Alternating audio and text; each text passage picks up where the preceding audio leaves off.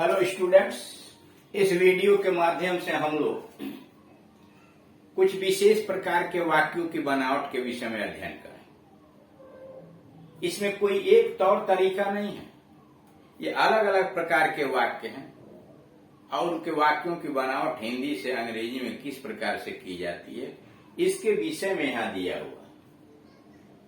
इन वाक्यों की बनावट को जरा ध्यान से देखिए। नंबर 25, 24 इसके पहले वाले वीडियोस के अंतर्गत बताए जाते थे। पत्र पढ़ने के पश्चात उसने दीपक बुझा दिया। पत्र पढ़ने के पश्चात उसने दीपक बुझा दिया। He put out, उसने बुझा दिया। He put out the lamp after he had read the letter.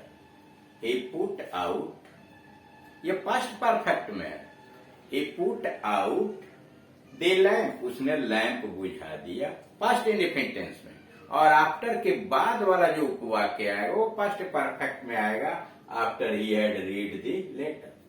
Number 2, बड़े होकर तुम क्या बनना पसंद करोगे? बड़े होकर मतलब ग्रो जब हो जाओगे, ग्रो ओल्ड, तुम क्या बनना पसंद करोगे? What will you wish to be? What will you wish to be when you grow old? जब बड़े हो जाओगे। What will you wish to be when you grow old? Note, केवल what will you wish to be से भी वाक्य का अर्थ पूरा हो जाएगा। When you grow old से कोई मतलब नहीं है। केवल इतना भी अगर लिख दिया जाए, What will you wish to be, इसका मतलब तुम क्या बनना चाहोगे, यानी आने वाले समय में क्या बनना चाहोगे। अगला नंबर है, उसने चिल्ला कर कहा, क्या ही अच्छा होता यदि मैं मर गया होता। उसने चिल्ला कर कहा, ही शाउटेड। चिल्ला कर कहा मतलब ही शाउटेड, क्या ही अच्छा होता यदि मैं मर गया होता। वुड दैट, क्या ही अच्छा होता मतलब would that I were that. Would that I were that. Would से जो वाक्य शुरू होते हैं वह हार्दिक कामना की इच्छा को व्यक्त करते हैं। अगला है, ज्यों ही मैं यह दृश्य देखा त्यों ही मेरी तबीयत खराब हो गई। ज्यों ही यानी जैसे ही मैंने यह दृश्य देखा त्यों ही मेरी तबीयत खराब हो गई। No sooner had he scene,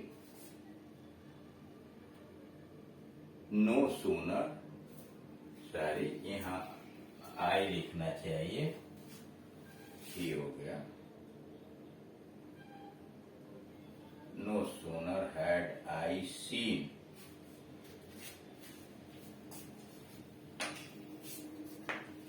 जो ही मैंने यह दृश्य देखा त्यों ही मेरी तबीयत खराब हो गई। No sooner had I seen the side, past perfect में, then I felt uneasy. No sooner आता तो उसके बाद देन आता है। इसका दूसरा तरीका भी है। नो सूनर डिड, जहां हैड लगा हुआ वहां डिड लगाए तो यह क्रिया फर्स्ट फॉर्म की हो जाएगी। No sooner did I see the side then I felt uneasy. यानी दोनों तरीका, पास्ट इंडेफिनिट टेंस में बनाएंगे तो यहाँ हैड रहेगा और यह क्रिया का फर्स्ट फॉर्म रहेगा, और यह पास्ट परफेक्ट में तो हैड यहाँ और यह क्रिया का थर्ड फॉर्म। अगला है, जो कुछ तुम कहते हो मैं उससे सहमत नहीं हो सकता। जो कुछ तुम कहते हो मैं उससे सहमत नहीं हो सकता। I can not agree with, I can not agree with, मैं सहमत नहीं हो सकता। व्हाट यू से, जो तुम कहते हो। I can not agree with what you say. अपनी होशियारी की डींग मत मारो। अपनी होशियारी की डींग मत मारो।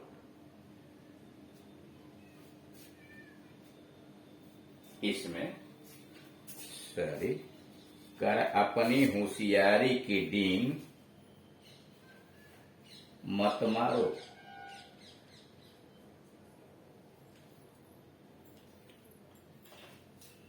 नेगेटिव सेंटेंस है, यहाँ नहीं लिखा हुआ, नंबर डाल के लिख दे रहे हैं। Number 30,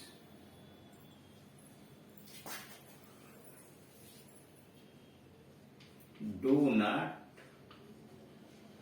boast of, boast of मतलब डींग हाँकना, of your cleverness, cleverness. Don't boast of your cleverness, अपने चतुराई का या अपनी होशियारी का डिंग मत हाँको। डोंट या do not boast of your cleverness. अगला नंबर, ऐसे व्यक्ति जो अपने मित्रों को धोखा देते हैं कमीने होते हैं। ऐसे व्यक्ति जो अपने मित्रों को धोखा देते हैं कमीने होते हैं। सच पीपुल, ऐसे लोग, as deceive their friends, such people, ऐसे लोग, एज डिसीव देयर फ्रेंड्स, जो मित्रों को धोखा देते हैं, आर मीन, तुच्छ होते हैं, आर मीन। अगला, कृपया घर न जाइए जब तक कि हम वापिस न आए। करा, कृपया घर न जाइए जब तक कि हम वापिस न आए। Please do not go home, please do not go home till we return या until we return, till we return. अगला 33 नंबर है, ज्यों ही वह कमरे में आया घड़ी ने 5 बजाए। करा, ज्यों ही वह कमरे में आया घड़ी ने 5 बजाए। Just as he entered the room, just as he entered the room, त्यों ही के लिए कामा कर देंगे। The clock struck 5, the clock struck 5। Just as he entered the room, ज्यों ही वह कमरे में प्रवेश किया। आया मतलब प्रवेश किया। घड़ी ने तो के लिए कामा कर देंगे, द क्लॉक स्ट्रक 5। अगला नंबर है 34वां, कठिन परिश्रम करो ताकि तुम परीक्षा में सफल हो जाओ। वर्क हार्ड, कठिन परिश्रम करो, work hard so that you may pass the examination. Work hard, कठोर परिश्रम करो, सो दैट, ताकि, सो दैट का मतलब होता ताकि, you may pass the examination. जब कंजंक्शन के रूप में सो दैट आता है तो उसके बाद में अवश्य आता है। जब उद्देश्य प्रकट करना हो तो प्रेजेंट टेंस में में, और अगर पास्ट टेंस में रहता कि उसने कठिन परिश्रम किया तो आगे माइट लगाकर क्रिया का फर्स्ट फॉर्म लिखते। तो यह हो गया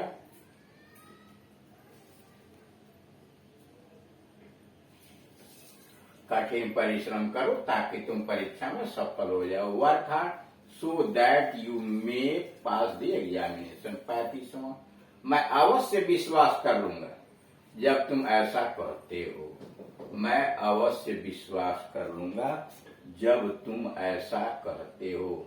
since you say so, since you say so, I must believe it.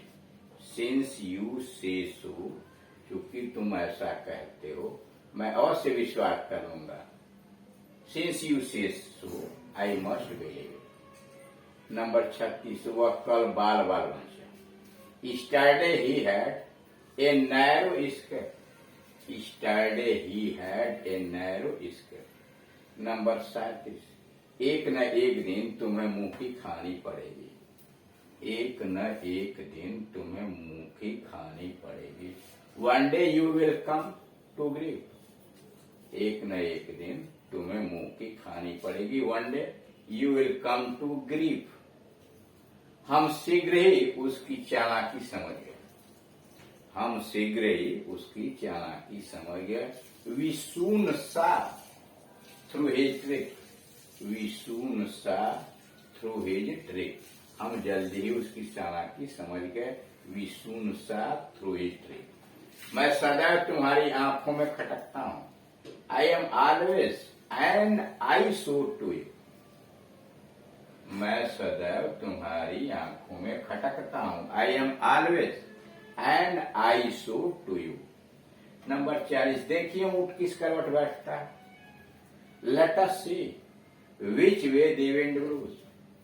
Late us see, देखते हैं, which way the wind blows, देखिए कि ऊंट किस करवट बैठता है। Let us see which way the wind blows.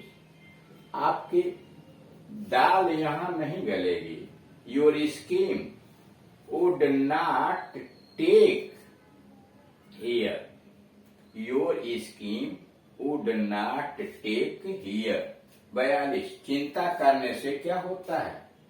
Worry does not mend matters. चिंता करने से क्या होता है। Worry does not mend matters, अथवा वही दूसरे तरह से what, यानी what is the